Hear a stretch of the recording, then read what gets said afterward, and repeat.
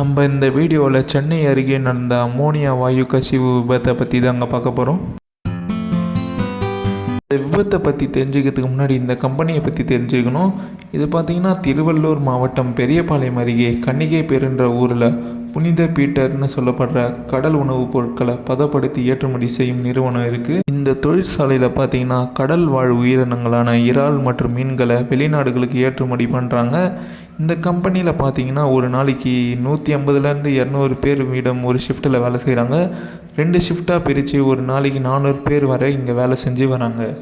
நிலையில் கடந்த ஞாயிற்றுக்கிழமை 100 பேர் மட்டுமே வழக்கமாக செய்கிற வேலையை செஞ்சுன்னு வந்தாங்க. அப்போ பார்த்திங்கன்னா திடீர்னு அமோனியா வாயு கசிவு ஏற்பட்டிருக்கு. இதில் பார்த்திங்கன்னா 60 பெண் மற்றும் 5 ஆண்கள் உட்பட 65 பேர் பாதிப்புக்கு உள்ளானாங்க. உடனே பார்த்திங்கன்னா இவங்க மூக்கில் மற்றும் வாயு வழியாக ரத்தம் வந்திருக்கு. 35 பேர் இந்த விபத்துலேருந்து உடனடியாக தப்பிச்சு போயிடறாங்க. தப்பிச்சு போன சக ஊழியர்கள் என்ன பண்ணிக்கிறாங்கன்னா உடனே அவங்க முகத்தில் மாஸ்க் மாதிரி போட்டுன்னு பாலிஸ்டின் கவரை உள்ளே பாதிப்புக்கு உள்ளான மற்றும் மயங்கி போனவங்களை அவங்களோட தோளில் சுமந்து போயிருக்காங்க.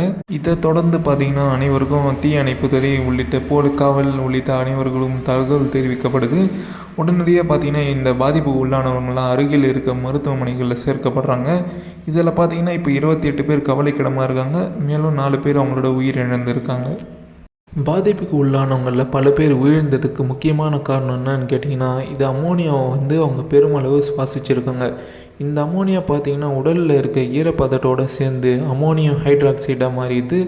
இதால் பார்த்திங்கன்னா இது ரசாயன மூச்சு குழாய் மற்றும் தொண்டை வழியாக நுரையீரலில் போய் கடுமையான காயங்களை ஏற்படுத்துது. அது மட்டும் இல்லாமல் காற்று பாதைகளும் இதால் நம்ம உடம்புல வீங்கிடுது.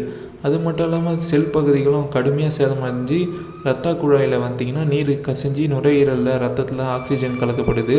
இதால் பார்த்திங்கன்னா நம்ம உடலில் இருக்க ஒவ்வொரு உறுப்புகளும் கொஞ்சம் கொஞ்சமாக செயல் இருக்க தொடங்கும்.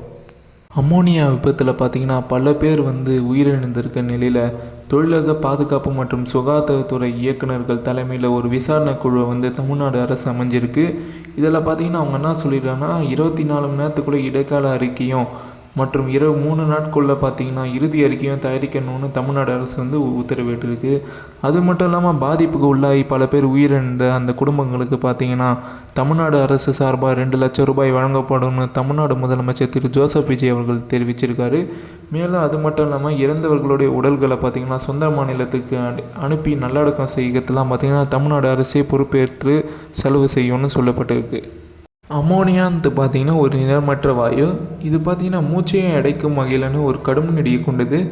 ஜென்ரலாக அமோனியா பார்த்திங்கன்னா விவசாய உரங்களை தயாரிக்கிறதுக்கு பல பொருட்களை பதப்படுத்துறதுக்கு ரசாயன பொருட்களை உற்பத்தி பண்ணுறதுக்கு தான் யூஸ் பண்ணுறாங்க. இதோட இந்த வீடியோ முடியுது. இந்த மாதிரி யூஸ்ஃபுல்லான இன்ஃபர்மேஷனுக்கு நம்ம சேனலை சப்ஸ்கிரைப் பண்ணிவிடுங்க. அது மட்டும் இல்லாமல் இந்த வீடியோ பிடிச்சிருந்தால் மறக்காமல் லைக் பண்ணிவிடுங்க.